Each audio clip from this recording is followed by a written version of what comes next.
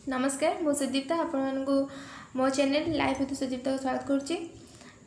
काली हूँ गणेश पूजा तेणु आपण समस्त को गणेश पूजार हार्दिक अभिनंदन। जेहेतु काली गणेश पूजा और मो अकाउंट यूट्यूब चैनल प्रथम वीडियो तो मु भाविली कि किछि ठाकुर गणेश कि बनवाई तो गणेश फेवरेट खाଇବା हूँ नड़िया लड्डू। सो मुझे जाऊँगी नड़िया लड्डू तैयारी करने काली गणेश पूजा से मते पूर्व दिन रात्रि ही यहाँ बनवाक पड़ा। तो चलो देखा नड़िया लड्डू केमती रोचे।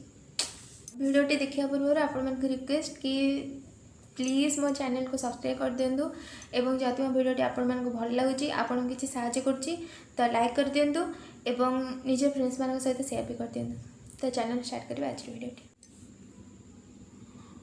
तो आमको नड़िया लड्डू तैयारी करने प्रथम नड़िया क्षीर चीनी एवं काजू ऑप्शनल जहाँकि आप नहीं पारे न नहीं पारे मुझे गोटे नड़िया को भांगी ताको किछि पीस कर रखीदी जेहेतु आमको करने पड़ो आ पछर कला दाग को आम कला अंश को काढ़ी बाहर करदे जहाँद्वारा आमर कोराटी टोटाली धड़ा हे। एवं मुझे तार पछर कला अंश को काढ़ी बाहर कर आपड़ देखिपे। एबे आपको मु काटी छोट छोट पीस करदेवी जहाँ को आम ग्राइंडिंग करने सहज हो। तो एबे मुझे काटी दूची एबे देखूँ मु काटी सारी जहाँ को छोट छोट पीस कर देची जहाँ को ग्राइंडिंग करने बहुत सहज हे। एबे आपको मु ग्राइंडर यहाँ को छोट छोट पीस करी एवं ग्राइंडिंग कर मत रखीदी। एबे गैस टके मु कड़े ततई देची ऑलरेडी। एबे मु जो नड़िया को कोरिकी बा ग्राइंडिंग कर रखी से नड़िया को किसी समय खाली निआरे भाजीबी बिना तेल रे। तो मुझे नड़िया पकई देची एवं ताकू प्रथमे हाई आंचरे देकी किसी समय भाजीबे एवं तापरे यह को लो आंचरे किसी समय भाजे मिनिमम 4 ରୁ 5 मिनट जे यह को कड़े रे भाजीबे। देखिए जे पर्यंत यह सुखिला बा परस्पर अलग न हो जाती आपड़ देखिपे ये से पूरा झुंझुणा भाव में हो जाइए। तो आम या प्लेट को काढ़ीदे मुझे यही सुखिला नड़िया को प्लेट को काढ़ी दूची।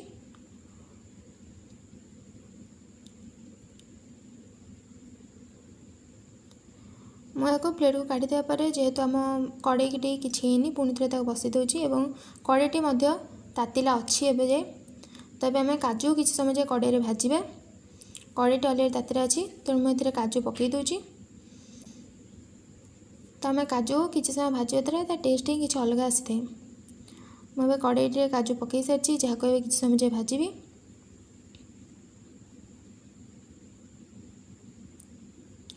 काजूटी प्रथम हाई आंच देते जेहेतु आम पाखे कम काजू अच्छी तेणु मुझे छोट छोट पीस कर देची। आपण गोटा भाजी तापर छोट छोट पीस करें ना पीस करके भाजी पारे। वे काजू को मुझे काढ़ी देची एवं कड़ेटा ऑलरेडी गरम अच्छी। तो एबे आमे से जो कोराही नड़ियाटी को तेल रे किसी समय भाजवा तेल माने घी रे देसी घी आप गुआ घी नहीं पारे। तो मुझे 3 चम्मच गुआ घी नौची जो थे आम से कोराही ग्राइंडिंग होता नड़ियाटी को भाजवा। तो मुझे तेल पकई देची एवं तेलटी गरम हो जाइए। तो आम ए नड़िया पकेबा मुझे नड़िया गुड़ा किसी अलग प्लेट रे काढ़ी रखीदी जहाँ को आम मैरिनेट करने लड्डू को रखी। एवं मुझे तेल रे पकई देची एवं यह को किसी समय मुझे तेल रे भाजीबी।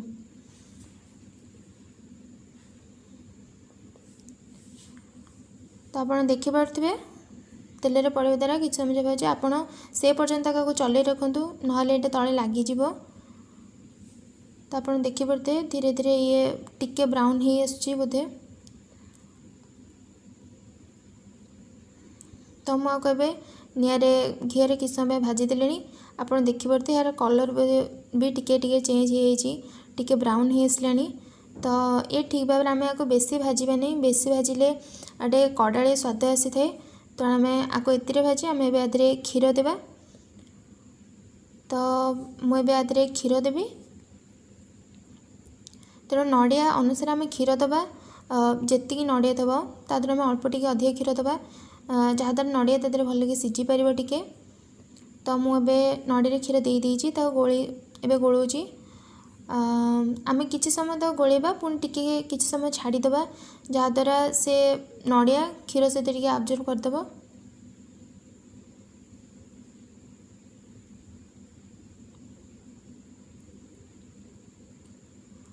एबे क्षीर सहित नड़िया टे गोल जाइए तो मध्य चीनी एबे पकेबी। तो आपण स्वाद अनुसार चीनी दे पारे, जहाँ को अधिक चीनी खाइबा पसंद तो आप अधिक दे पारे, किंबा जो मैंने डायबिटीज अच्छी तो अल्प चीनी किंबा बिना चीनी करें। बिना चीनी तो अवश्य टी भल लगे तो आप अल्प चीनी दे पारे। मुझे चीनी पकई किसी समय गोलेबी जेपर्यंत चीनी ता सहित मिसी न जाइए। तो ये आप देखिपे चीनी सहित टे मिसी सारे। तो चीनी आमे भी चीनी पकई सारी, चीनी पकेर किसी समय पर आमे एबे देखिपे मुझे गोलूची चीनी हो सारे। एबे तादर मुझे आउ टे चीनी पकाउची, जेहेतु मुझे अधिक मीठा खाए तो मुझे आउ टे चीनी तादर आड करुँची। एबे आमे आदरे काजू पकेबा, काजू पकई किछि समय तो गोलेबा, गोले सारी किछि समय आमे छाड़ीदेबा ताकि काजू चीनी ठीक भाव में मिसीजिवे।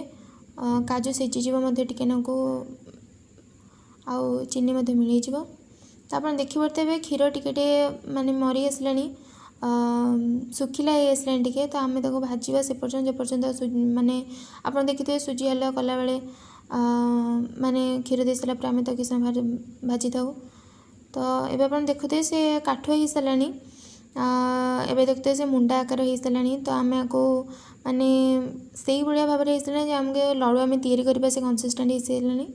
मुझे गैस बंद करी आगे अलग प्लेट को काढ़ी नौची।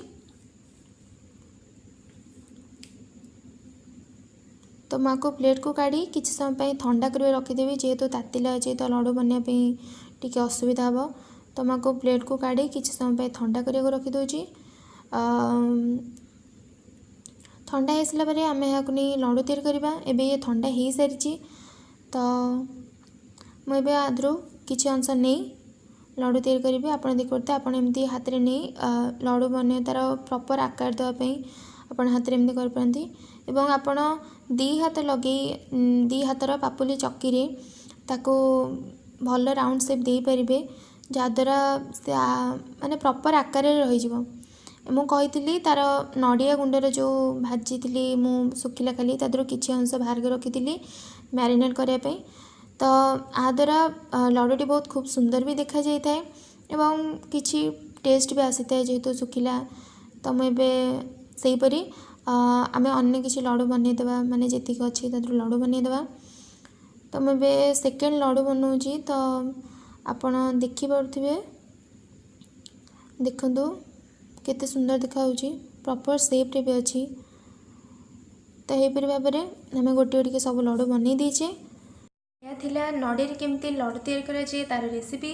तो आपण मैंने यह निज घर भी ट्राए करूँ। जदि भल लगुच आम भिडियो लाइक करूँ और प्लीज़ ये चैनल को सब्सक्राइब करें जमा भूलें। धन्यवाद।